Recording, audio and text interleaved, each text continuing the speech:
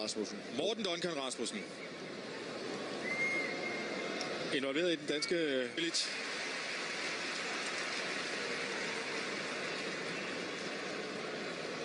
(1-0) til Danmark. I EM-semifinal, så er det da vigtigt nok. Altså, hvis man kan stå for presset, og også vigtigt at se om de nu kan sparke Danmark i en finale. Og det er jo meget op til Kasper Schmeichel her.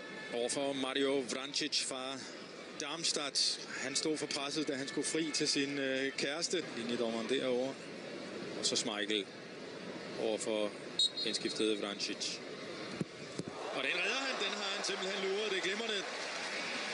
Og det er lige før han hopper for langt til Kasper Schmeichel. Han er meget eksplosiv her. Ja, det var simpelthen ligesom farens legendariske redning mod Marco van Basten. Sparket i samme side. Ja.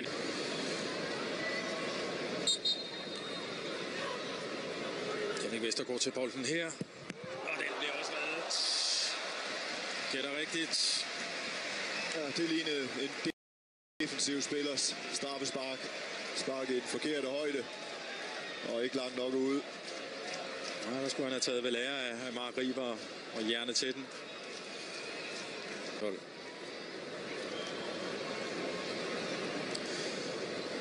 Så har vi...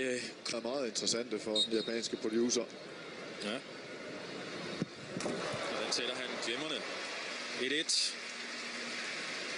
Ja, det var måske derfor, han skulle ind.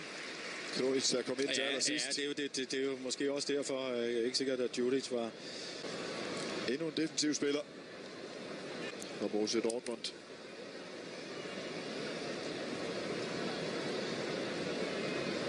– 20 år er han, Andreas Christensen. Den der sætter han højt over. 1-1 og fordelen over hos Bosnien, hvis man kan sige det sådan.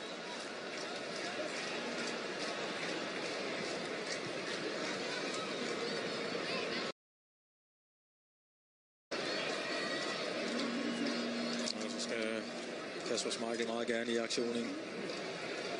En god gang til. En ærgerlig Andreas Christensen. Mulighed for at bringe Bosnien foran for første gang i kampen, kan man sige. Så er ud 1-0 og 2-0. Så lidt glemt af Kasper Schmeichels klubkammerat Okazaki fra Leicester.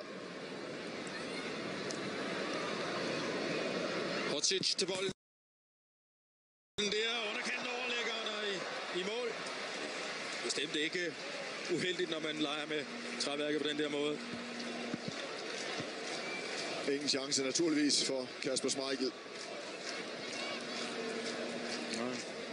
Går til den rigtige side, men han skal landshold. Det plejer at være Daniel Lager, men han er altså ikke til stede.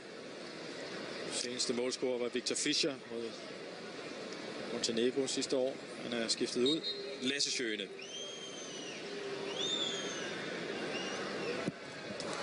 Det ser meget rutineret ud, det han laver der. Ja, men det behøver jo ikke at være tilfældigt, at dem der, og det tror jeg ikke, at Jannik Vestergaard og Andreas Christensen har gjort ret mange gange, i hvert fald på det her niveau. Endnu en indskiftet Stevanovic.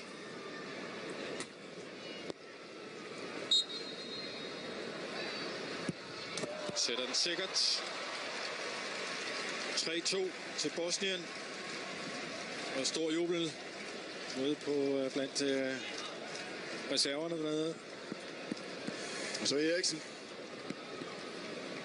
Apropos har jo også profilen til at kunne sparke straffespark i mål.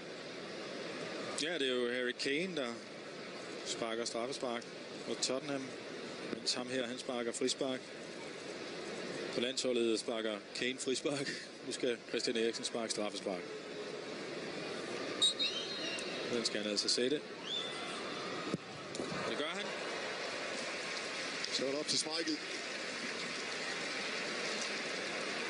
Ja, stensikre scoringer af de tre offensive sparkere. Ja, Kasper Schmeichel lige ude og cykle lidt derude. Så er det en venstrebindsspiller, han skal stå overfor. Venter med at gå helt ind på stregen til sidste øjeblik. Haris Medunjanin, anfører for Bosnien her under Kirin Cup. Den sætter han ind og sætter sit hold i finalen og vinder altså kampen her efter strafsparkkonkurrence 2-2. Danmark var foran med 2-0.